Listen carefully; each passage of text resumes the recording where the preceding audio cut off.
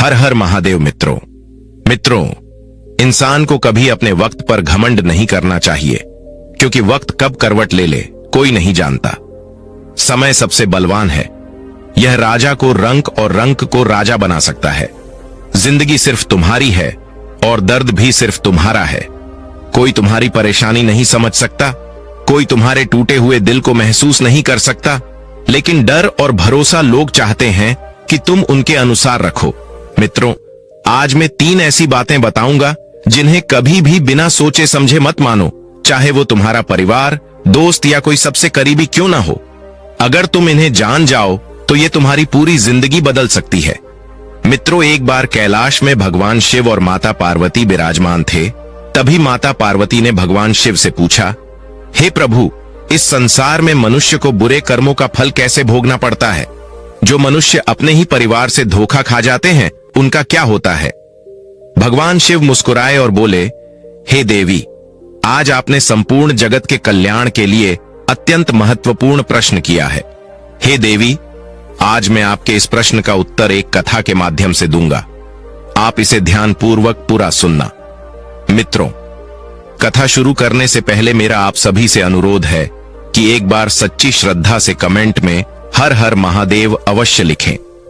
मैं भगवान भोलेनाथ से प्रार्थना करता हूं कि वे आप सभी पर अपनी कृपा बनाए रखें, आप सभी को हमेशा खुश रखें और आप सभी की मनोकामनाएं पूर्ण करें। फिर भगवान शिव कहते हैं, हे देवी, सोमपुर नामक किसी नगर में शैलेंद्र सिंह नाम के एक प्रतापी राजा राज करते थे। राजा शैलेंद्र सिंह की 3 सुंदर रानियां थीं। राजा की जो सबसे बड़ी रानी थी, उसका नाम था कविता, जो बड़े ही अच्छे स्वभाव की सुंदर और सुशील महिला थी। पूजा पाठ, धर्म कर्म और पति की सेवा में ही उसका पूरा समय निकल जाता था। राजा की जो 2 छोटी रानियां थीं, उनमें से एक का नाम था सुमित्रा और जो सबसे छोटी थी उसका नाम देवही था। वे दोनों अभी कम उम्र और बहुत सुंदर थीं। मित्रों, बात कुछ ऐसी थी कि बड़ी रानी से जब राजा को कोई संतान नहीं हुई, तब राजा ने सुमित्रा से विवाह किया और सुमित्रा से भी जब कोई संतान नहीं हुई तो राजा शैलेंद्र सिंह ने देवही से विवाह किया। साथियों, इस तरह 3 विवाह करने के बाद भी राजा को संतान प्राप्ति नहीं हुई। यह बात राजा को बहुत दुख पहुंचाती थी और वह मन ही मन सोचता था कि पुत्र की कामना से विवाह भी कर लिए, पूजा पाठ, हवन यज्ञ सब करके देख लिए, परंतु अभी भी संतान सुख प्राप्त नहीं हुआ। दोस्तों, इस संसार का यह नियम है कि यहां आकर दुखों से कोई वंचित नहीं रहा है। सभी के जीवन में कोई ना कोई दुख लगा ही रहता है। राजा हो या भिखारी, दुख रूपी सागर में सभी को गोता लगाना पड़ता है। संतान न होने के कारण सारे ऐशो आराम होते हुए भी राजा बहुत ज्यादा हताश और निराश रहता था। उसके मन में हमेशा यह चिंता बनी रहती थी कि हमारे बाद इस राज्य की देखभाल कौन करेगा, कौन इस विशाल राज्य को संभालेगा। राजा शैलेंद्र सिंह अपनी बड़ी रानी कविता से बहुत ज्यादा प्रेम करते थे। रानी कविता तीनों रानियों में बुद्धि और संस्कारों में श्रेष्ठ थी। उसके अच्छे स्वभाव के कारण ही राजा उसे बहुत चाहते थे। राजा किसी भी कार्य को करने से पहले अपनी बड़ी रानी कविता से सलाह जरूर लेते थे और बड़ी रानी भी अपने राजा को उसके हित की ही सलाह दिया करती थी। राजा जब गहरी चिंता में होते थे तो वह उन्हें साहस दिया करती थी और यही सच्ची पतिव्रता स्त्री का धर्म है कि यदि पति किसी बात को लेकर गहरी चिंता में है तो उसे चिंता से मुक्त कर दे, उसे तनाव से बाहर निकाल ले, उसे हिम्मत और दिलासा दे। मित्रों, राजा साहब जब अपनी बड़ी रानी कविता को उसके अच्छे गुणों के कारण उसे अधिक सम्मान देते थे तो यह देख देख कर उनकी दोनों छोटी रानियों को बहुत जलन होती थी, जबकि राजा शैलेंद्र सिंह उन्हें भी बराबर का सम्मान देते थे। जब राजा अपनी छोटी रानियों के पास होते थे तो बड़ी रानी को कोई आपत्ति नहीं होती थी, लेकिन जब राजा शैलेंद्र सिंह अपनी बड़ी रानी के पास चले जाते थे तो वे दोनों छोटी रानियां ईर्ष्या से जल उठती थीं। वह मन ही मन बड़ी रानी को बहुत कोसती रहती थी और ऐसी उलटी सीधी हरकत करती रहती थी जिससे शैलेंद्र सिंह की नजरों में रानी कविता गिर जाए। राजा की दोनों छोटी रानियां सुमित्रा और देवही राजा के सामने तो ऐसे पेश आती थी जैसे वह बड़ी रानी कविता से कितना ज्यादा प्रेम करती है। कविता रोज सवेरे स्नान ध्यान करके और भगवान शिव की आराधना करती थी और हर दिन नगर के कुछ जरूरतमंद लोगों की सहायता करती थी। भूखे प्यासे लाचार लोगों को भोजन कराती थी। उसके बाद स्वयं अन्न जल ग्रहण करती थी। साथियों, इधर राजा की जो छोटी रानियां थीं, वह पूरे दिन सजने संवरने में ही लगी रहती थीं। ना किसी घर आए अतिथि को भोजन पानी कराती थी और ना किसी अन्य बात का ध्यान रखती थी। उनका तो अधिकतर ध्यान राजा साहब को रिझाने में ही लगा रहता था। उधर बड़ी रानी कविता प्रतिदिन भगवान भोलेनाथ की पूजा पाठ और दीन दुखियों की सेवा करती रही, तो रानी कविता की सेवा से प्रसन्न होकर भगवान शिव ने उसे पुत्रवती होने का वरदान दे दिया। शिव शंभू की कृपा से जब रानी कविता को गर्भ ठहर गया और यह खबर जब राजा को मिलती है, तो वह खुशी से फूला नहीं समा आता है। उसने पूरे नगर के दीनहीन लोगों को बुलाकर खूब दान धर्म किया। इधर जब छोटी रानियों ने सुना कि बड़ी रानी कविता ने गर्भ धारण कर लिया है, तो उनके कलेजे पर सांप लौट गया। वे सोचने लगी, वैसे भी राजा साहब उससे ज्यादा प्रेम करते हैं। यदि उसने किसी पुत्र को जन्म दे दिया तो फिर उनका प्रेम बड़ी रानी की तरफ और अधिक बढ़ जाएगा। फिर तो हम दोनों उनकी नजरों में सिर्फ एक दासी बनकर रह जाएंगे। फिर हमारी इस राजमहल में कोई इज्जत नहीं करेगा। वे दोनों आपस में विचार करने लगी। कहने लगी, बहन, अनर्थ हो गया, हमारी किस्मत तो फूटी निकली। बड़ी रानी कविता बाजी मार ले गई और हमें कंगाल कर गई। वह तो महारानी बनकर पूरे जीवन आनंद से रहेगी और हम दोनों दासी बनकर उसकी सेवा करेंगे। फिर तो हमारी हालत एक नौकरानी से भी बदतर हो जाएगी। यही सोच सोचकर वह दोनों छोटी रानियां मरी जा रही थीं। उन्हें कुछ समझ नहीं आ रहा था कि अब वे क्या करें, जिससे बड़ी रानी राजा से दूर हो जाए और उनकी इज्जत बनी रहे। बहुत देर तक सोच विचार करने के बाद छोटी रानी देवही कहने लगी, बहन, हमें कुछ ना कुछ तो करना ही चाहिए। अगर आज हम हाथ पर हाथ रखे बैठे रहे तो हमारा जीवन तो नर्क बनकर रह जाएगा। राजा साहब तो पहले से ही बड़ी रानी को बहुत चाहते हैं। कविता की तो किस्मत चमक गई और हमारा भाग्य फूट गया।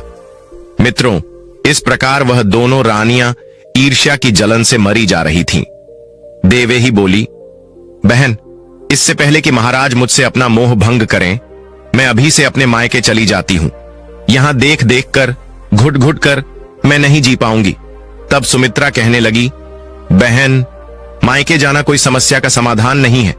जरा विचार करो, तुम अपने मायके में कितने दिन रह पाओगी? आखिर एक ना एक दिन तो फिर से यहीं आना है, इसी राज्य महल में। इसीलिए मेरी बात समझो, यहीं रहकर हमें कोई उपाय निकालना चाहिए जिससे राजा का प्रेम हमसे कम ना हो। तब देवही बोली, बहन, तू ही कोई तरकीब सोच। तब सुमित्रा कहती है, बहन, ध्यान से सुनना, मेरे दिमाग में एक योजना आई है। अगर यह योजना काम कर गई तो हमारी समस्या का समाधान हमेशा हमेशा के लिए हो जाएगा और हम सदैव महाराज की नजरों में उनकी प्रिय महारानी बनकर रहेंगे। तब देवही पूछती है, बहन, हमें भी बताओ, वह कौन सी योजना है?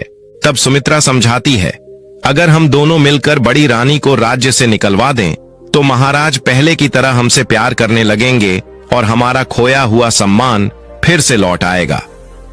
दोस्तों, इस प्रकार दोनों रानियों ने मिलकर बड़ी रानी कविता को राज्य से निकालने की योजना बनाई और अपनी दासी से कहकर राज्य पंडित को अपने महलों में बुलवाया। राज्य पंडित जब उनके महल में आए तो उन दोनों रानियों ने राज्य पंडित का बड़ा सम्मान किया। उनके भोजन के लिए तरह तरह के स्वादिष्ट व्यंजन बनवाए। उन स्वादिष्ट व्यंजनों को देखकर राज्य पंडित एकदम प्रसन्न हो उठते हैं। पंडित जी बड़े सहमते हुए पूछते हैं, हे रानी, क्या यह सारा भोजन हमारे लिए बनवाया है? दोनों रानियों ने कहा, हाँ पंडित महाराज, यह भोजन आपके लिए ही बनवाया है। आप निश्चिंत होकर भोजन करिए। पंडित जी भोजन करने बैठ गए और दोनों रानियां पंखा लेकर उन पर हवा करने लगती हैं। पंडित जी सोचने लगे, इतनी सेवा खातिर करने का मतलब क्या है? कहीं आज मुझे बलि का बकरा तो नहीं बनाया जा रहा है? जैसे बकरे को पहले खिलाते पिलाते हैं और उसके बाद काट देते हैं। खैर, जो भी होगा, पहले भोजन करते हैं। इतना स्वादिष्ट भोजन तो हमने आज से पहले कभी नहीं किया है। पंडित जी पेट भर के भोजन करते हैं और उसके बाद पूछते हैं, हे रानी, इतनी सेवा सत्कार करने का क्या अब मैं कारण जान सकता हूं? साथियों, राज्य पंडित के पूछने पर रानी देवही उन्हें अपनी योजना के बारे में बताती है। हे पंडित जी, आपको हमारा एक काम करना होगा। आपको तो पता ही है कि बड़ी रानी इस समय गर्भवती है और आपको सिर्फ इतना करना है कि महाराज को बड़ी रानी के प्रति भड़काना है और बड़ी रानी पर कोई दोष लगाकर उसे राज्य से निकलवाना है। उनकी योजना सुनकर पंडित जी के हाथ पैर कांपने लगते हैं, चेहरे पर पसीना आ जाता है, भय से हाथ पैर सुन्न पड़ने लगते हैं। पंडित जी दोनों हाथ जोड़कर कहते हैं, रानियों, मुझे क्षमा कर देना, मैं यह घोर अपराध नहीं कर सकता। इतने दिनों के बाद तो हमारे महाराज के घर में संतान का सुख आने वाला है और यह खुशी महाराज से मैं कैसे छीन सकता हूँ। यह घोर पाप का कार्य करके मैं नरक में नहीं जाना चाहता। अगर मैंने यह पाप कर भी दिया और किसी दिन राजा को पता चल गया तो वह हमें फांसी पर लटका देंगे और साथ ही साथ आप दोनों भी मारी जाओगी। इसीलिए रानियों, आप मुझे माफ कर दो, मैं इस कार्य में आपकी कोई मदद नहीं कर सकता। दोस्तों, जब पंडित जी उठकर चलने लगते हैं तो उन दोनों रानियों ने देखा कि बात तो बिगड़ रही है। तब दोनों ने हाथ पकड़कर पंडित जी को फिर से बैठा लिया और बोली, हे पंडित जी, यदि आपने हमारा यह काम कर दिया तो हम आपको मुंह मांगा धन देंगे, आपकी साथ पीढ़ियां बैठी बैठी खाएंगे, तब भी धन दौलत खत्म नहीं होगी। इतना कहकर उन दोनों रानियों ने सोने के सिक्कों से भरा हुआ एक थैला पंडित जी के आगे रख दिया। सोने के सिक्के से भरा हुआ थैला देखकर पंडित जी की आंखें फटी की फटी ही रह गईं। राज्य पंडित के मन में वह धन देखकर लोभ उत्पन्न हो गया। पंडित जी सोचने लगे कि इतना धन तो मैं पूरे जीवन में भी नहीं कमा पाऊंगा, जितना धन मुझे आज एक झूठ बोलने के लिए मिल रहा है। रानियां कहने लगीं, पंडित जी, आपको महाराज से भी डरने की कोई जरूरत नहीं है। आप यह धन लेकर किसी दूसरे राज्य में जाकर अपना बाकी का जीवन गुजार सकते हो। इस प्रकार से पंडित जो था वह लालच में फंस गया और उन सोने के सिक्कों को लेकर झूठ बोलने के लिए तैयार हो गया। लोभ ने पंडित की बुद्धि हर ली थी, सारा धर्म ज्ञान धरा का धरा रह गया। धन लेकर पंडित अपने घर चला गया और अगले दिन राजा के पास पहुंचा। राज्य पंडित ने अपने चेहरे को उदास सा बना लिया और उदास सा चेहरा लेकर वह राजा के सामने पहुंचा। राजा ने पंडित को अत्यंत चिंतित देखकर पंडित से पूछा, हे राज्य पंडित, आप किस बात के कारण उदास हो? तब पंडित जी मुंह बनाते हुए बड़े ही उदास स्वर में कहते हैं, हे महाराज, क्या बताऊं, बात ही कुछ ऐसी चिंताजनक है, लेकिन होनी को कौन टाल सकता है। राजा पूछने लगे, हे पंडित जी, आप तो बड़े ज्ञानी हो, फिर क्यों चिंता करते हो? कोई ना कोई तो उपाय आप निकाल ही लेंगे। पंडित जी कहने लगे, हे महाराज, अगर समस्या मुझ पर होती तो भी ठीक होता, लेकिन यह समस्या तो आपके ऊपर आने वाली है। इस समस्या को सोच सोचकर मुझे पूरी रात भर नींद नहीं आई है। साथियों, राजा ने जब सुना कि समस्या मेरी है तो राजा बड़ा हैरान हुआ और ऊंचे स्वर में एकदम राज्य पंडित से पूछने लगा, ऐसी क्या समस्या है जो आपको इतनी चिंतित कर रही है? कृपया मुझे जल्दी से जल्दी बताइए। तब पंडित जी कहने लगे, हे राजन, मैंने अपने ज्योतिष ज्ञान से पता लगाया है कि आने वाले समय में आपके ऊपर और आपके राज्य के ऊपर बहुत बड़ी विपत्ति आने वाली है। काल का समय आने वाला है। विपत्ति की बात सुनकर राजा ने पूछा, क्या कह रहे हो? क्या कोई हमारा शत्रु हमारे ऊपर आक्रमण करने की सोच रहा है? राज्य पंडित कहने लगा, नहीं महाराज, ऐसा नहीं। राजा शैलेंद्र सिंह कहने लगा, अरे फिर कौन सी बात है? तब राज्य पंडित कहता है, हे महाराज, मैं आपकी होने वाली संतान को लेकर बड़ा चिंतित हूं। आपके ऊपर आने वाली विपत्ति आपके किसी शत्रु से नहीं, आपकी होने वाली संतान से प्राप्त होगी। हे महाराज, आपकी बड़ी रानी कविता की कोख में जो पुत्र पल रहा है, वही पुत्र आपकी विपत्ति का कारण है। वह पुत्र आपको बहुत ही ज्यादा कष्ट देने वाला है। उस बच्चे के जन्म के बाद जैसे ही आप उसे देखोगे तो उसे देखते ही आप दोनों आंखों से अंधे हो जाओगे और आपका राज्य भयानक बीमारी की चपेट में आ जाएगा। राज्य के बहुत से लोग बीमारी के कारण मृत्यु को प्राप्त हो जाएंगे। हे महाराज, यही मेरी चिंता का कारण है। मित्रों, राज्य पंडित की बात सुनकर राजा ने लंबी सांस ली और बोला, हे राज्य पंडित, मैं अंधा होकर जीना नहीं चाहता हूं। कृपया इस विपत्ति से बचने का कोई उपाय बताइए।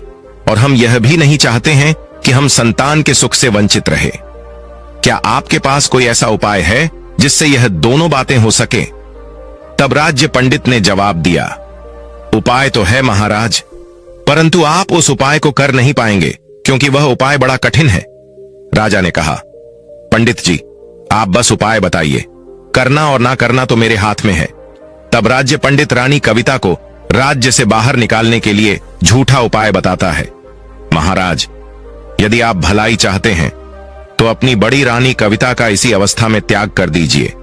यदि आप अपनी बड़ी रानी को त्याग देते हैं तभी आप इस संकट से खुद को और अपने राज्य को बचा सकते हैं। इसलिए रानी को इसी समय राज्य से निकाल दीजिए।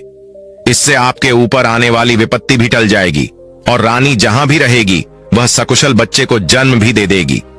दोस्तों, राजा जो था वह अपने राज्य पंडित के ऊपर बहुत विश्वास करता था। उसने सोचा, पंडित जी जो कह रहे हैं वही ठीक है।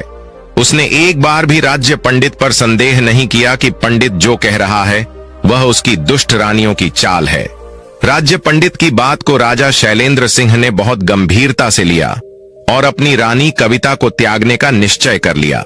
एक दिन राजा शैलेंद्र सिंह ने अपनी रानी कविता से कहा, हे प्रिय, कहते हैं जब बच्चा मां के पेट में हो तो मां को अधिक से अधिक तीर्थों के दर्शन करने चाहिए, अधिक से अधिक भगवान का ध्यान भजन करना चाहिए। राजा आगे कहता है, चलिए हम कुछ दिनों के लिए तीर्थ स्थलों पर घूम कर आते हैं। साथियों, वह भोली भाली रानी राजा की चाल को नहीं समझ पाई कि वह तीर्थों की कहकर उसे राज्य से बाहर छोड़ने जा रहा है। एक बार तो रानी ने राजा से कहा, महाराज, इस समय मेरा 8वां महीना चल रहा है। इस हालत में आप मुझे कहां ले जाओगे? मैं महल में ही ठीक हूं। लेकिन राजा नहीं माना। वह तो राज्य पंडित की बातों से पूरी तरह अंधा हो गया था। रानी ने कहा, चलो, जब मेरे पतिदेव मेरे साथ हैं तो मुझे किस बात की चिंता है। इस तरह रानी कविता राजा के साथ जाने लगी।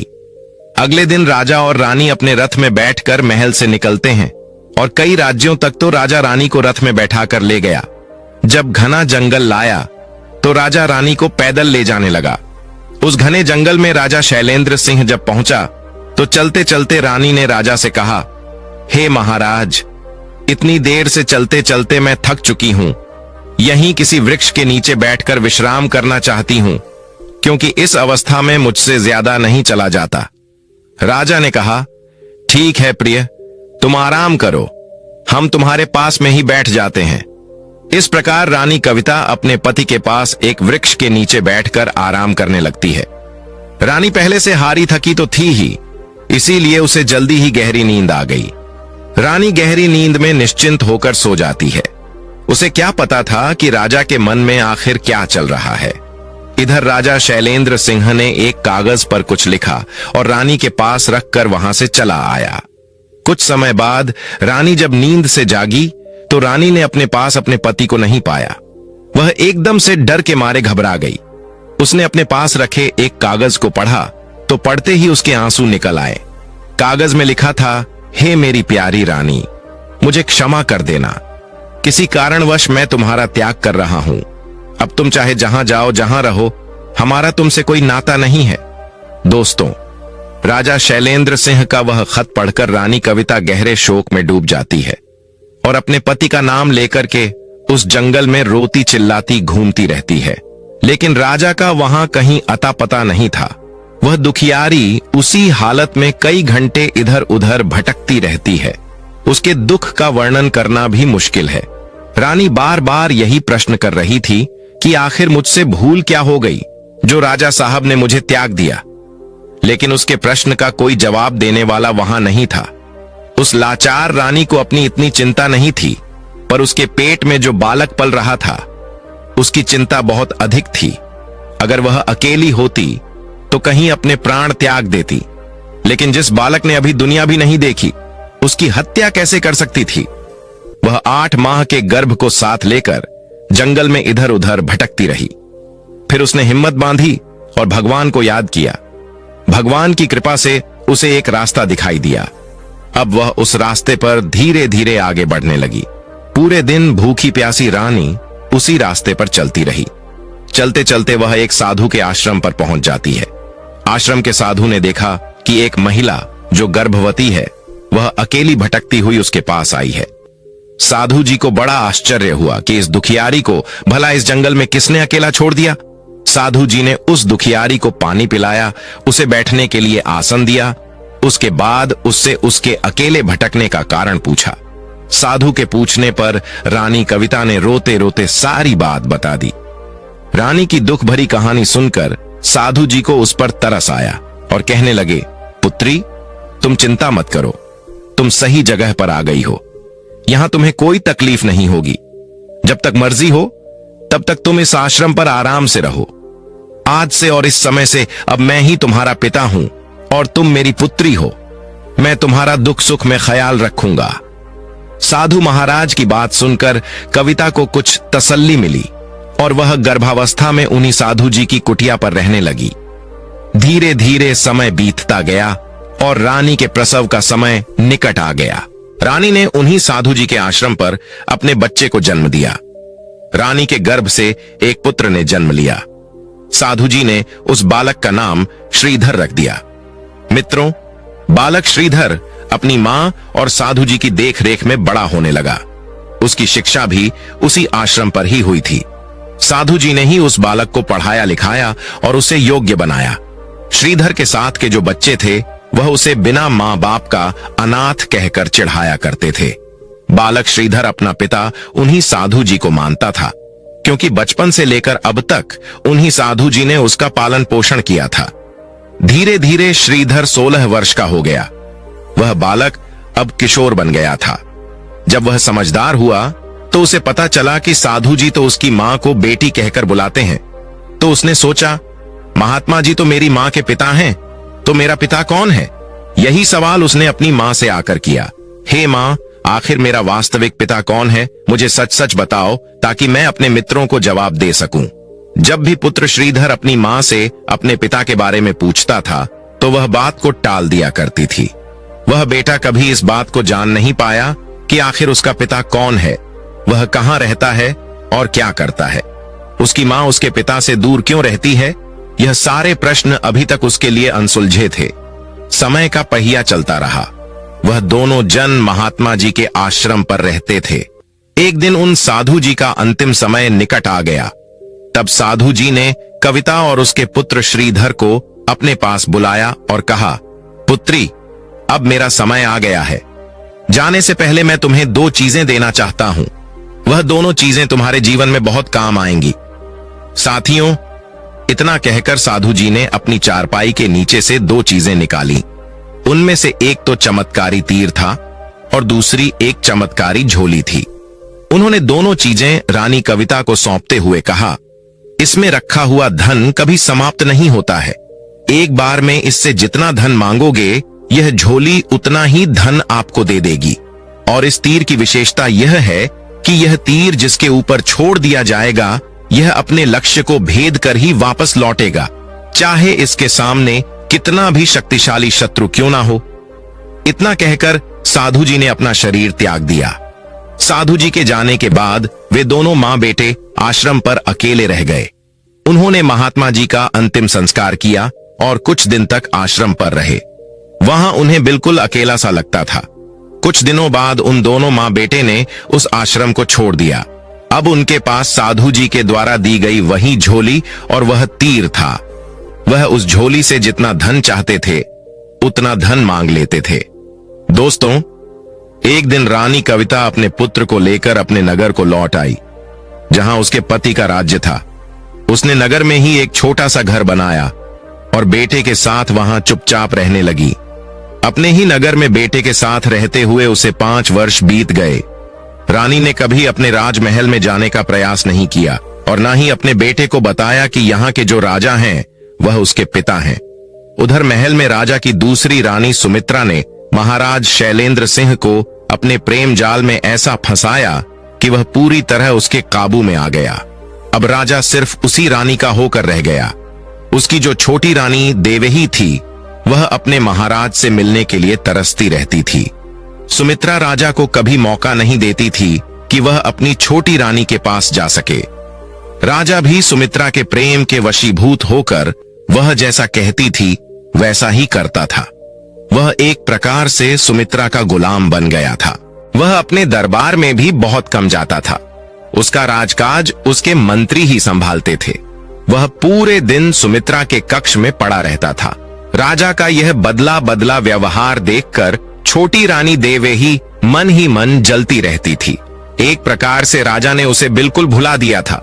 राजा द्वारा अनदेखी करने पर छोटी रानी देवही बहुत दुखी हो गई। वह समझ गई थी कि राजा जानबूझकर उससे दूर हो रहे हैं। धीरे धीरे समय गुजरता गया। देवही ने भी अब राजा की परवाह करना छोड़ दिया।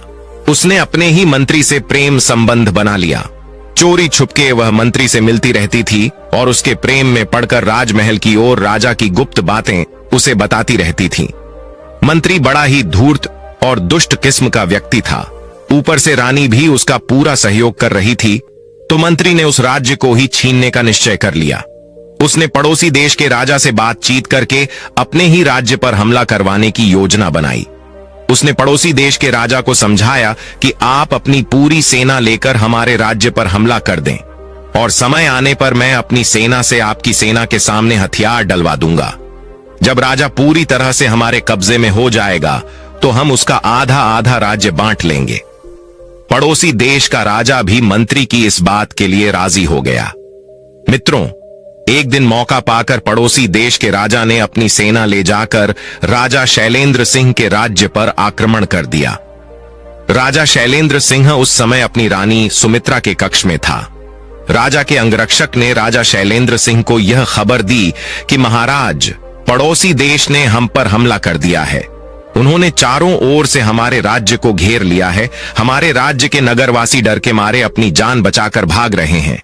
यह खबर सुनकर राजा शैलेंद्र सिंह तुरंत युद्ध की तैयारी करने लगा और सेना को लेकर शत्रु सेना से युद्ध करने लगा। कुछ देर तक तो युद्ध चलता रहा, लेकिन उसे कहां मालूम था कि यह युद्ध उसके मंत्री की वजह से हो रहा है। सेना तो सब मंत्री के आदेश पर ही चल रही थी। उसने देखा कि उसकी सेना व्यर्थ में मारी जा रही है, तो उसने शत्रु सेना के सामने अपनी सेना को हथियार डालने को कह दिया। अब पूरी सेना ने मंत्री के कहने पर अपने हथियार छोड़ दिए। इधर राजा शैलेंद्र सिंह अकेला पड़ गया। एक अकेला कब तक पूरी सेना से लड़ता। राजा ने अपनी सेना को जब शस्त्र डालते हुए देखा तो उसकी हिम्मत और भी ज्यादा टूट गई। शत्रु सेना ने आकर राजा शैलेंद्र सिंह को चारों तरफ से घेर लिया और उसे बंदी बनाने का प्रयास करने लगे। जिस समय शत्रु सेना शैलेंद्र सिंह को बंदी बनाने वाली थी, ठीक उसी समय पर एक जवान योद्धा तेजस्वी सूर्य की किरणों की तरह शत्रु सैनिकों को चीरता हुआ, काटता मारता हुआ राजा के पास जा पहुंचा। उसने राजा को हिम्मत दी कि महाराज, आप घबराइए नहीं और अपने हथियार उठाइए। इतनी जल्दी हम हार नहीं मान सकते। उस जवान योद्धा को देखकर, उसकी वीरता को देखकर राजा शैलेंद्र सिंह आश्चर्यचकित था। उसे समझ नहीं आ रहा था कि यह जवान योद्धा कौन है जो ऐसे समय में मेरी सहायता करने आया है। साथियों, वह जवान योद्धा कोई और नहीं बल्कि उसी राजा का पुत्र श्रीधर था। इस बात का ज्ञान ना तो राजा को था, ना ही उस पुत्र को। उस जवान योद्धा ने कहा, महाराज, शत्रु आपके नजदीक आ रहे हैं। कृपया अपना धनुष बाण उठाइए और उन पर हमला कीजिए, बाकी मैं संभाल लूंगा। उस जवान योद्धा की बात सुनकर भी राजा शैलेंद्र सिंह ने अपना धनुष नहीं चलाया, तो उस जवान योद्धा ने आगे बढ़कर राजा के हाथों से धनुष छीन लिया। उसके बाद उसने अपनी पीठ पर लटके हुए उसी थैले से वही तीर निकाला। एकदम से निशाने को साधकर उसने वह तीर शत्रु सैनिकों पर छोड़ दिया। दोस्तों, वह तीर अचूक था। वह तीर जब धनुष से छोड़ा गया तो उसने एक ही बार में कई सैनिकों को मौत के घाट उतार दिया और पुनः उसके हाथ में लौट आया। उधर राजा ने देखा कि इस जवान योद्धा के हाथों से छोड़े हुए उस तीर ने एक ही बार में कई सैनिकों की लाशें गिरा दी। ज्यादा आश्चर्य उसे इस बात पर हुआ कि वह तीर सैनिकों को मारने के बाद में पुनः लौटकर उस जवान योद्धा के हाथों में आ गया। एक साथ में 300-400 सैनिकों की लाशें देखकर शत्रु सेना में खलबली मच गई। उन्हें विश्वास नहीं हो रहा था कि एक तीर से इतने लोग कैसे मारे जा सकते हैं, एक तीर से इतने सैनिकों की मौत कैसे हो सकती है। एक पल के लिए सब सोचने पर मजबूर हो गए। अब तो उस जवान योद्धा ने फिर से उस तीर को चलाया। इस बार एक ही तीर से शत्रु देश की सेना के हजारों सैनिक मारे गए, पर विशेष बात यह थी कि वह तीर शत्रुओं का सर्वनाश करके दोबारा उसके पास लौटकर आ जाता था। यह देखकर शत्रु राजा और उस मंत्री के हाथ पैर सुन्न पड़ गए। अब तो उनके दिमाग से राजा को बंदी बनाने का विचार निकल गया और वह अपनी जान बचाने में लग गए। मित्रों, तीसरी बार जब उसने धनुष पर बाण चढ़ाया तो शत्रु सेना ने देखा कि अब तो यह किसी को भी जीवित नहीं छोड़ेगा, तो उसकी पूरी सेना जान बचाकर भाग खड़ी हुई। पड़ोसी देश का राजा जब अपनी सेना को लेकर भाग गया तो राजा शैलेंद्र सिंह निर्भय हो गए। उस जवान योद्धा ने अकेले ही उस युद्ध को जीत लिया था। राजा उस जवान योद्धा की वीरता को देखकर बहुत हैरान था। पूछने लगा, हे कुमार, तुम कौन हो? तुमने पलक झपकते ही एक तीर से युद्ध का पासा पलट दिया। धन्य है वह मां जिसने तुम्हारे जैसे वीर को जन्म दिया है। हे वीर बालक, मैं तुम्हारी युद्ध कला को प्रणाम करता हूं। इस प्रकार से राजा शैलेंद्र सिंह उस राजकुमार की वीरता के कायल हो गए। कहने लगे, हे वीर युवक, यदि तुम सही समय पर नहीं पहुंचते तो दुश्मन मुझे बंदी बनाकर ले जाते और वह मेरी हत्या कर देते। तुमने मेरे प्राणों के साथ साथ इस राज्य की रक्षा की है। हम तुम्हारा यह एहसान कभी नहीं भूलेंगे। राजा शैलेंद्र सिंह बार बार उस वीर युवक की प्रशंसा कर रहे थे। राजा बोला, हे पुत्र, मैं चाहता हूं कि तुम मेरे साथ मेरे राज्य महल में चलो। इस प्रकार से राजा उस जवान योद्धा को अपने महल में बुलाकर ले जाता है और उसका खूब सम्मान करता है, बड़ा स्वादिष्ट भोजन कराता है। इसके बाद राजा ने पूछा, हे वीर बालक, तुम्हारे माता पिता कौन हैं और वे कहां रहते हैं? तब उस जवान योद्धा ने बताया, महाराज, मेरा नाम श्रीधर है और मैं अपने पिता को तो नहीं जानता, पर मैं अपनी मां के साथ आपके ही नगर में रहता हूं। मेरी मां का नाम कविता है। उस जवान योद्धा की बात सुनकर राजा को कुछ आश्चर्य हुआ। राजा पूछने लगा, बेटे, तुम अपने पिता को क्यों नहीं जानते हो? तो उस युवक ने जवाब दिया, महाराज, मैंने अपने पिता को कभी देखा ही नहीं है। मैंने कई बार अपनी मां से पूछा कि मेरा पिता कौन है, लेकिन मेरी मां ने कभी यह बात नहीं बताई। वह मुझे हमेशा इधर उधर की बातें सुनाकर टाल दिया करती थी। साथियों, रानी कविता का नाम सुनकर राजा के हाथ पैर कांपने लगे। उसे अपनी रानी की याद आने लगी। अब तो राजा मन में सोचने लगा, कहीं यह राजकुमार मेरी बड़ी रानी कविता का बेटा तो नहीं है, जिसे मैं गर्भावस्था के दौरान राज्य पंडित के कहने पर जंगल में छोड़ आया था, और यह जवान योद्धा कहीं मेरा बेटा तो नहीं है। फिर राजा ने सोचा, नहीं नहीं, यह मेरा बेटा नहीं हो सकता। अगर मेरा बेटा होता तो मैं अब तक इसे देखकर अंधा हो गया होता, जैसा कि पंडित जी ने बताया था। लेकिन आज यह मेरे बेटे से कम नहीं है, क्योंकि इसने मेरी जान बचाई है और इस राज्य की रक्षा की है। तब राजा कहता है, हे पुत्र, क्या तुम मुझे अपनी माता के दर्शन करवा सकते हो, ताकि हम उनसे मिलकर तुम्हारे जैसे वीर युवक को जन्म देने की उन्हें बधाई दे सकें? राजा की बात सुनकर उस जवान योद्धा ने कहा, क्यों नहीं महाराज, अवश्य मैं आपको अपनी माता के दर्शन कराऊंगा। आप चलिए मेरे साथ। इस प्रकार राजा शैलेंद्र सिंह एक साधारण नागरिक की तरह श्रीधर की मां कविता से मिलने जाता है। जब राजा कविता के घर पहुंचा तो उसने देखा कि वह लड़का जिस स्त्री की बात कर रहा था वह तो उनकी ही बड़ी रानी कविता है। कविता को देखकर राजा के मुंह से कायक निकल पड़ा, अरे कविता, तुम इस जवान योद्धा की मां हो। दोस्तों, इधर कविता जब अपने राजा को देखती है तो उसकी आंखों से आंसुओं की धार बहने लगती है। कविता ने आगे बढ़कर के अपने पति के पैर छुए और बोली, महाराज, आपने ठीक पहचाना, मैं ही आपकी रानी कविता हूं, जिसे आप मरने के लिए एक जंगल में छोड़ आए थे। राजा ने पूछा, हे रानी, यह जवान योद्धा कौन है? तो रानी ने बताया, महाराज, यह अभागा आपका पुत्र है, जिसे आज तक यही नहीं पता था कि उसका पिता कौन है। जब श्रीधर ने अपने माता पिता की बातों को सुना तो फिर उसे समझते देर नहीं लगी कि यही राजा शैलेंद्र सिंह मेरे पिता हैं। आगे बढ़कर के उसने भी अपने पिता का आशीर्वाद लिया। राजा ने उसे अपने सीने से लगा लिया और बार बार अपनी रानी और पुत्र से क्षमा मांगने लगा। राजा ने निवेदन किया, हे प्रिय, अब तुम मेरे साथ राजमहल में चलो, वही तुम्हारा घर है।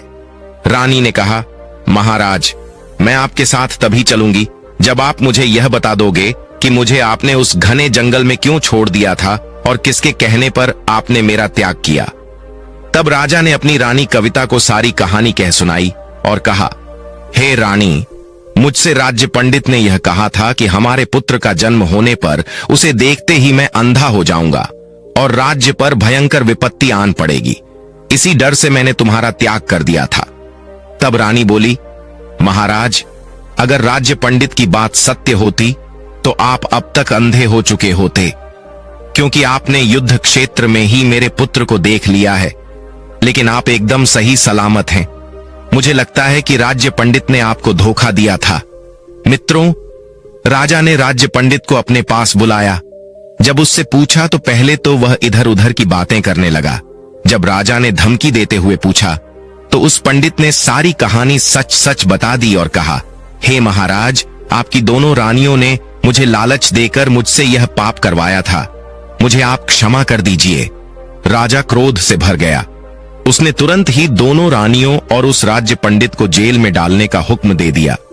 दोनों रानियां राजा के सामने खूब गिड़गिड़ाईं और अपनी रिहाई की भीख मांगने लगीं, लेकिन राजा ने उनकी एक ना सुनी और उन्हें बंदी गृह में डलवा दिया। जब सारी सच्चाई रानी कविता के सामने आई तो रानी कहने लगी, हे महाराज, चाहे कोई कितना ही सगा संबंधी हो, उसकी यह 3 बातें बिना सोचे समझे सही नहीं मानना चाहिए। पहली, जब कोई आपको भड़काकर किसी की हत्या करवाना चाहता हो तो उस समय बिना सोचे समझे उसकी बात सच नहीं मानना चाहिए। दूसरी, जब कोई आपके परिवार में फूट डालना चाहता हो, आपस में रिश्ते खराब करवाना चाहता हो, तो उस समय भी उनकी बातें बिना जांचे सही नहीं मानना चाहिए। तीसरी, जब कोई आपकी पत्नी, बहन, भाई या माँ बाप पर लांछन लगाता हो, तब भी बिना सोचे समझे निर्णय नहीं लेना चाहिए, क्योंकि कभी कभी मनुष्य दूसरे की कही बातें सुनकर जल्दबाजी में, क्रोध के आवेश में फैसला ले लेता है, लेकिन जब उसे पता चलता है कि सच्चाई तो इसके बिल्कुल विपरीत थी, तो बाद में उसे पछताना पड़ता है। मित्रों, अपनी रानी की बातें सुनकर राजा ग्लानि से भर गया। उसकी आंखों में आंसू आ गए। वह अपने पुत्र और रानी कविता को गले लगाकर अपनी गलती का पछतावा करने लगा और बार बार अपनी गलती की क्षमा मांगने लगा। रानी कविता ने राजा शैलेंद्र सिंह को क्षमा कर दिया। इस तरह राजा अपना राज्य धर्म निभाते हुए अपने पुत्र और अपनी रानी के साथ आगे का सुखमय जीवन व्यतीत करने लगा।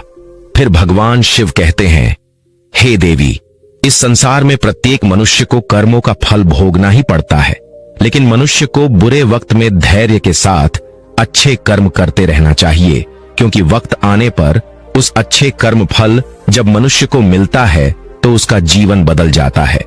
रानी ने बुरे वक्त में धैर्य रखा और समय बताया। समय आने पर फिर से उसे अपना पति मिल गया और दोनों रानियों को उनकी करने का फल मिल गया। मित्रों, आज की ये वीडियो आपको अच्छी लगी हो तो हमारे चैनल को सब्सक्राइब अवश्य करें। मिलते हैं अगली वीडियो में। आप अपना ख्याल रखें।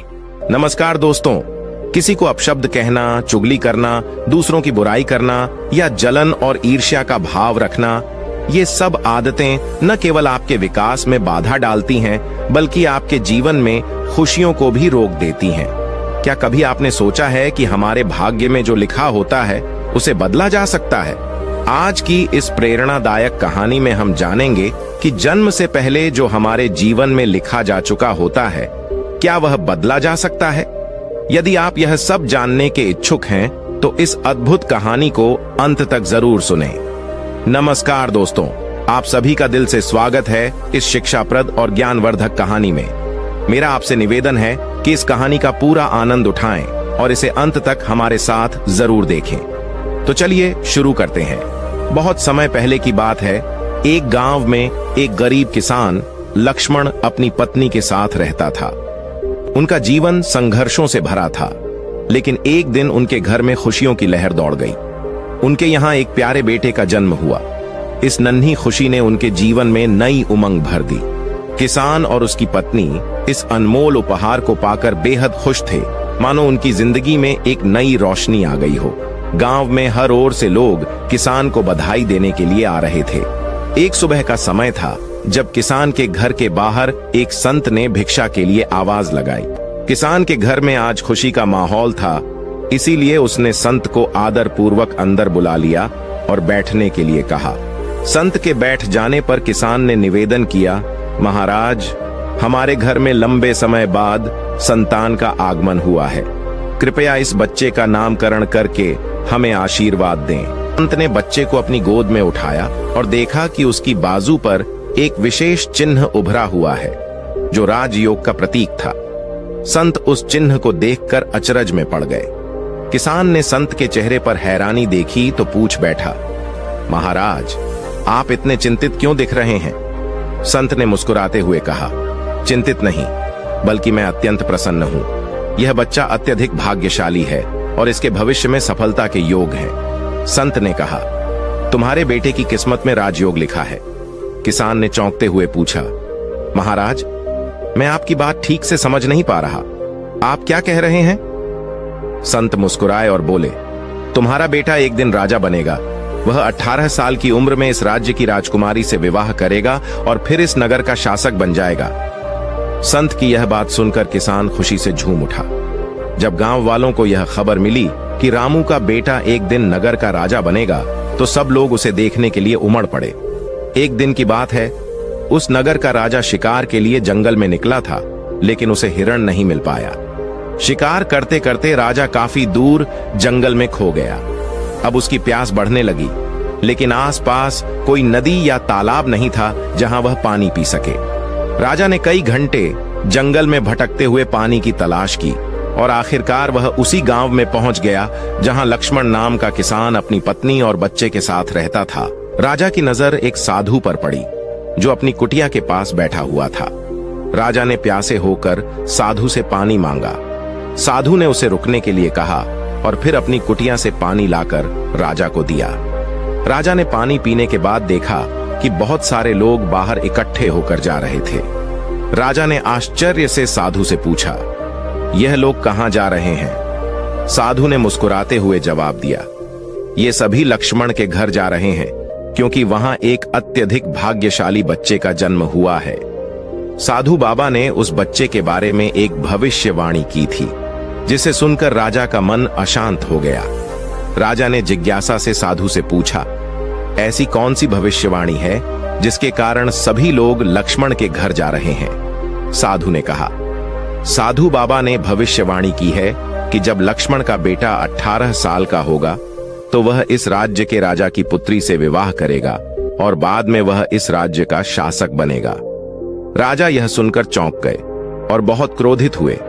उनका मन यह सोचने लगा कि एक साधारण किसान का बेटा कैसे उनकी पुत्री से विवाह कर सकता है और राज्य का शासक बन सकता है। राजा राजेश ने संत से कहा, संत जी, मैं इस राज्य का राजा हूं, आप क्या सोचते हैं? मैं एक साधारण किसान के बेटे के साथ अपनी बेटी की शादी कर दूंगा।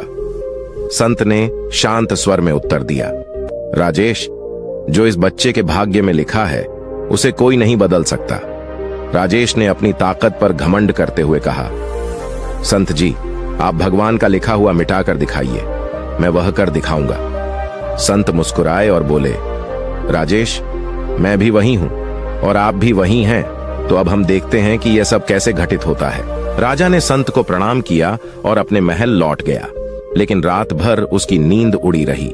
उसका मन इसी विचार में उलझा था कि किसी भी कीमत पर संत की भविष्यवाणी को सच नहीं होने देगा। अगले दिन राजा ने अपना वेश बदल लिया और लक्ष्मण के गांव की ओर निकल पड़ा। गांव पहुंचकर वह लोगों से पूछताछ करते करते लक्ष्मण के घर तक जा पहुंचा। राजा ने घर के बाहर से आवाज लगाई और लक्ष्मण उसकी आवाज सुनकर बाहर आ गया। आप कौन हैं और यहां किस लिए आए हैं? व्यापारी ने कहा, मैं पास के गांव का एक धनी व्यापारी हूं और कपड़ों का व्यापार करता हूं। मैंने सुना है कि तुम्हारे घर में एक बहुत ही भाग्यशाली बच्चे का जन्म हुआ है और उसकी किस्मत में बड़े योग हैं। लक्ष्मण ने कहा, हां, आपने सही सुना है। व्यापारी ने मुस्कुराते हुए कहा, अगर आप बुरा ना माने तो एक बात कहूं? लक्ष्मण ने सहमति में सिर हिलाया। व्यापारी ने प्रस्ताव रखते हुए कहा, क्या तुम अपना बच्चा मुझे दे सकते हो? इसके बदले में मैं तुम्हें बहुत सारा धन दूंगा। धनी व्यापारी ने लक्ष्मण से कहा, मैं न केवल तुम्हारे बच्चे को धन दूंगा बल्कि उसकी पूरी देखभाल भी करूंगा। लक्ष्मण की पत्नी ने तत्काल उत्तर दिया, नहीं व्यापारी जी, मैं अपना बच्चा आपको नहीं दे सकती। इस पर व्यापारी ने जवाब दिया, तुम्हारी स्थिति एक साधारण किसान की है, क्या तुम वाकई अपने बच्चे का भविष्य संवार सकते हो? लक्ष्मण ने गहरी सोच में पड़ते हुए कहा, शायद आप सही कह रहे हैं, हम इसके लिए सक्षम नहीं हैं। लक्ष्मण की बात सुनकर उसकी पत्नी ने भी सहमति जताते हुए कहा, ठीक है व्यापारी जी, हम आपके भरोसे अपना बच्चा सौंपने के लिए तैयार हैं। धनी व्यापारी ने लक्ष्मण से वादा करते हुए कहा, मैं इस बच्चे का पालन पोषण करूंगा, लेकिन जब यह 18 साल का हो जाएगा तब इसे तुम्हारे पास लौटा दूंगा। लक्ष्मण ने संतोष से सहमति में सिर हिलाया और व्यापारी ने बच्चे को अपने साथ ले लिया। व्यापारी बच्चे को लेकर एक गहरी नदी के किनारे पहुंचा। उसने सोचा कि वह इस बच्चे को नदी में छोड़ देगा ताकि उसकी कहानी वहीं समाप्त हो जाए, लेकिन जैसे ही उसने बच्चे का मासूम चेहरा देखा, उसका मन विचलित हो उठा और उसे बच्चे को छोड़ने का साहस नहीं हुआ। काफी सोच विचार के बाद व्यापारी ने एक मजबूत लकड़ी का बक्सा लिया और बच्चे को उसमें रखकर उसे नदी में बहा दिया। व्यापारी ने सोचा कि यह बक्सा नदी के गहरे पानी में जाकर डूब जाएगा और बच्चा वहीं खत्म हो जाएगा। यह सोचकर व्यापारी निश्चिंत होकर अपने घर लौट गया, यह मानते हुए कि अब इस बच्चे का कोई भविष्य नहीं है और उसकी बेटी के साथ इसका संबंध कभी नहीं बनेगा। उधर वह बक्सा नदी के बहाव में बहते बहते किनारे पर आ पहुंचा। नदी के किनारे पर एक संपन्न व्यापारी सूर्य को जल अर्पित कर रहा था। तभी उसकी नजर बहकर आए एक संदूक पर पड़ी। जिज्ञासा में आकर उसने संदूक खोला और उसमें एक मासूम बच्चे को देखकर आश्चर्यचकित रह गया। संयोगवश उस व्यापारी के खुद के कोई संतान नहीं थी। व्यापारी बच्चे को अपने घर ले गया, जहां उसकी पत्नी ने बच्चे को देखकर खुशी जताई। उसने अपने पति से पूछा कि यह बच्चा कहां से आया है। व्यापारी ने उसे बताया कि कैसे यह बच्चा नदी में बहता हुआ मिला। दोनों ने बच्चे को अपनी संतान मानकर स्वीकार कर लिया और भगवान को धन्यवाद दिया। अब वह बच्चा व्यापारी के घर में पलने लगा और व्यापारी ने उसका नाम विजय रखा। समय बीतता गया और धीरे धीरे 18 साल बीत गए। विजय एक अत्यंत समझदार और बुद्धिमान युवक बन चुका था। एक दिन जब विजय अपने शिक्षक से शिक्षा प्राप्त कर रहा था, शिक्षक ने उससे कुछ कठिन प्रश्न पूछे। विजय ने तुरंत ही उनका सही उत्तर दे दिया। यह देख शिक्षक ने विजय की प्रशंसा करते हुए कहा, तुम अत्यंत होनहार हो विजय, तुम्हारे भीतर महान बनने की पूरी क्षमता है। विजय की बुद्धिमत्ता देखकर शिक्षक बहुत प्रसन्न हुआ। उसी समय वहां से वही राजा गुजर रहा था जो किसी दूसरे राज्य के कार्य से जा रहा था। राजा ने विजय को देखा और उसकी बुद्धिमत्ता से प्रभावित होकर वहीं रुक गया। उसने विजय से पूछा, बेटा तुम कौन हो, कहां रहते हो और तुम्हारे पिता का नाम क्या है? विजय ने विनम्रता से कहा, महाराज मैं सेठ धनराज का पुत्र हूं। यह सुनकर राजा वहां से चला गया। अपने कार्यों को निपटाने के बाद राजा जब वापस आया तो वह सीधे सेठ धनराज के घर पहुंचा और उनसे मिलने के लिए कहा। व्यापारी धनराज ने राजा से विनम्रता से कहा, महाराज मेरा बेटा बेहद समझदार और बुद्धिमान है, लेकिन सच कहूं तो वह मेरा अपना खून नहीं है। मैंने उसे केवल पाला है, लेकिन वह मेरे लिए बेटे से भी बढ़कर है। राजा ने आश्चर्य से पूछा, तो यह लड़का आपका असली पुत्र नहीं है? फिर यह आपको कहां से मिला? इस पर धनराज ने पूरी कहानी सुनाई कि कैसे उसे एक दिन नदी में बहते संदूक में यह बच्चा मिला था और कैसे उन्होंने उसे अपने पुत्र की तरह पाला है। जब राजा ने व्यापारी धनराज की बात सुनी तो वह चौंक उठा। राजा समझ गया था कि यह वही बच्चा है जिसे उसने 18 साल पहले नदी में बहा दिया था। राजा और धनराज अब भी बातचीत कर ही रहे थे कि उसी समय वह लड़का वहां आ गया। राजा ने उसे देखा और धनराज से कहा, व्यापारी जी मुझे एक आवश्यक कार्य से जाना है। यदि आप अपने बेटे के हाथों मेरी यह चिट्ठी महारानी तक भिजवा देंगे तो मैं उसे सोने की 50 मोहरे इनाम में दूंगा। लड़के ने राजा की बात सुनकर कहा, जी महाराज, मैं आपकी चिट्ठी अवश्य ही रानी तक पहुंचा दूंगा।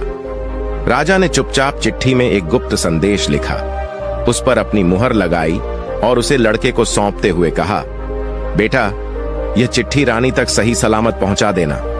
लड़के ने चिट्ठी ली और अपनी यात्रा पर निकल पड़ा। रास्ते में चलते चलते वह एक घने जंगल में पहुंच गया, जहां अंधेरा हो गया और वह दिशा भटक गया। रात होने पर उसने वहां रुकने और रात बिताने के लिए कोई सुरक्षित जगह तलाशने की कोशिश की। तभी उसकी नजर एक झोपड़ी पर पड़ी और उसने सोचा, यहीं रात गुजार लेता हूं। ये सोचकर वह धीरे से झोपड़ी के पास पहुंचा और अंदर चला गया। झोपड़ी के भीतर एक बूढ़ी औरत खाना बना रही थी। उसने जैसे ही लड़के को देखा, पूछा, बेटा, तुम कौन हो और बिना पूछे अंदर क्यों आए हो? लड़के ने नम्रता से अपना परिचय दिया और कहा, मैं रास्ता भटक गया हूं और रात गुजारने के लिए यहां ठहरना चाहता हूं। लड़के की बात सुनकर बूढ़ी औरत का दिल पिघल गया, लेकिन उसने सावधानी से कहा, बेटा, यहां रुकना सुरक्षित नहीं है। यह जगह डाकुओं का अड्डा है और वे किसी भी समय लौट सकते हैं। अगर उन्होंने तुम्हें यहां देखा तो मुसीबत हो जाएगी। लड़के ने जवाब दिया, माँ जी, इतनी अंधेरी रात में मैं कहीं और जा भी नहीं सकता। अगर बाहर गया तो जंगली जानवर मुझे खा सकते हैं। इससे बेहतर है कि मैं यहाँ एक कोने में चुपचाप लेट जाता हूँ और किसी को परेशानी नहीं दूंगा। यह कहकर वह लड़का एक कोने में जाकर लेट गया। कुछ समय बाद डाकू वहां लौट आए। उन्होंने जब बाहर एक अनजान घोड़ा बंधा देखा तो बूढ़ी महिला से इसके बारे में पूछताछ की। बूढ़ी महिला ने उन्हें बताया, इसका नाम अर्जुन है और यह बहुत नेक बच्चा है। यह राजा का संदेश लेकर महल जा रहा है। डाकुओं को यह सुनकर कुछ शक हुआ, क्योंकि वे राजा के इरादों के बारे में अच्छी तरह से जानते थे। संदेह होने पर उन्होंने अर्जुन की जेब से चिट्ठी निकाली और उसे पढ़ना शुरू किया। जैसे ही डाकुओं ने चिट्ठी पढ़ी, उन्हें सारा मामला समझ में आ गया। बूढ़ी महिला ने उनसे पूछा, बेटा, इस चिट्ठी में क्या लिखा है? तब एक डाकू ने बताया, इसमें लिखा है कि जैसे ही यह युवक हमारे पास पहुंचे, उसे मारकर कहीं दूर दफना देना और यह काम राजा के पहुंचने से पहले ही हो जाना चाहिए। बूढ़ी महिला यह सुनकर हैरान रह गई और बोली, यह राजा कितना निर्दयी है, जिसने खुद ही इस लड़के को संदेशवाहक बनाकर भेजा है और अब उसी को मरवाने का आदेश दे रहा है। बूढ़ी महिला ने सोचा, मुझे इस मासूम को बचाना चाहिए। उसने डाकुओं से बात की और फिर उन्होंने एक नई चिट्ठी लिखकर उसे पुरानी चिट्ठी से बदल दिया और चुपचाप विजय की जेब में रख दी। इसके बाद डाकू वहां से चले गए। सुबह होते ही विजय जागा और बूढ़ी महिला को धन्यवाद देकर अपनी यात्रा पर आगे बढ़ गया। कुछ समय बाद वह राजमहल पहुंचा और उसने चिट्ठी महारानी को सौंप दी। महारानी ने चिट्ठी पढ़ी तो उसमें लिखा था कि यह युवक अत्यंत बुद्धिमान और योग्य है और यह राजकुमारी के साथ विवाह करने के लायक है। इसलिए मेरे आने से पहले ही इसका विवाह राजकुमारी के साथ कर दिया जाए। महारानी यह पढ़कर हैरान रह गई और सोचने लगी कि आखिर महाराज किसी अज्ञात युवक के साथ राजकुमारी का विवाह कैसे तय कर सकते हैं। लेकिन जब उन्होंने देखा कि चिट्ठी पर राजा की मुहर लगी हुई है, तो उन्हें विश्वास करना पड़ा कि यह युवक झूठ नहीं बोल रहा। महारानी ने राजा के आदेश का पालन करते हुए राजकुमारी का विवाह उस युवक से कर दिया। कुछ दिनों बाद जब राजा लौटा और उसे यह बात पता चली, तो वह क्रोध से आग बबूला हो गया। उसने महारानी से कड़क आवाज में पूछा, तुमने ऐसा क्यों किया? महारानी ने शांत स्वर में उत्तर दिया, महाराज, जैसा आपने चिट्ठी में आदेश दिया था, मैंने वैसा ही किया। राजा ने तुरंत महारानी से कहा, मुझे वह चिट्ठी दिखाओ। जब महारानी ने चिट्ठी राजा को दिखाई, तो राजा ने उसमें लिखा हुआ कुछ और ही पाया। यह देखकर राजा का गुस्सा बढ़ गया और उसने अपने सैनिकों को आदेश दिया, जाओ, उस युवक को पकड़कर मेरे सामने लाओ। सैनिक तुरंत गए और विजय को पकड़कर दरबार में ले आए। क्रोध से भरे राजा ने विजय से कहा, तुमने छल से मेरी पुत्री से विवाह कर लिया, परंतु मैं तुम्हें अपना दामाद स्वीकार नहीं करूंगा। विजय ने विनम्रता से उत्तर दिया, महाराज, मैंने कोई छल नहीं किया। मैं निर्दोष हूं और आपकी आज्ञा का पालन ही किया है। राजा ने विजय की बात सुनकर कहा, तुम मुझे मूर्ख बनाने की कोशिश कर रहे हो, लेकिन मैं तुम्हें अपना दामाद स्वीकार नहीं करूंगा। तभी एक सैनिक ने आकर राजा को सूचित किया, महाराज, बाहर एक संत आए हैं और वे आपसे तुरंत मिलना चाहते हैं। राजा ने संत को अंदर बुलाने का आदेश दिया। संत के प्रवेश करते ही राजा ने उठकर उन्हें प्रणाम किया और विनम्रता से उनके आगमन का उद्देश्य पूछा। संत ने कहा, राजन, ऐसा लगता है कि तुमने मुझे पहचाना नहीं। राजा ने विनम्रता से कहा, नहीं महाराज, मैंने आपको नहीं पहचाना। संत ने मुस्कुराते हुए कहा, राजन, मैं वही व्यक्ति हूं जिसके साथ तुमने 18 साल पहले भाग्य को चुनौती देने की बात की थी। संत की यह बात सुनते ही राजा चौंक गया और उसे सब कुछ याद आ गया। संत ने फिर मुस्कुराते हुए कहा, तो बताओ राजन, क्या तुमने भाग्य का लेखा मिटा दिया? राजा ने अपनी दृष्टि नीची करते हुए कहा, नहीं संत जी, मैं भाग्य के सामने हार गया हूं। संत ने राजा से कहा, राजन, भाग्य को कोई पराजित नहीं कर सकता। अब विजय को अपना दामाद स्वीकार कर लो और अपना राजपाट उसे सौंप दो। राजा ने विनम्रता से कहा, जैसा आप कह रहे हैं संत जी, मैं वैसा ही करूंगा। संत राजा को समझाकर वहां से चले गए। राजा ने विजय से माफी मांगी और पूरा राजपाट उसे सौंप दिया। तो दोस्तों, आपको यह कहानी कैसी लगी? हमें कमेंट सेक्शन में जरूर बताएं। अगर यह कहानी अच्छी लगी हो तो हमारे चैनल को सब्सक्राइब जरूर करें। फिर मिलते हैं एक नई कहानी के साथ। तब तक अपना ध्यान रखें। धन्यवाद और नमो बुद्धाय।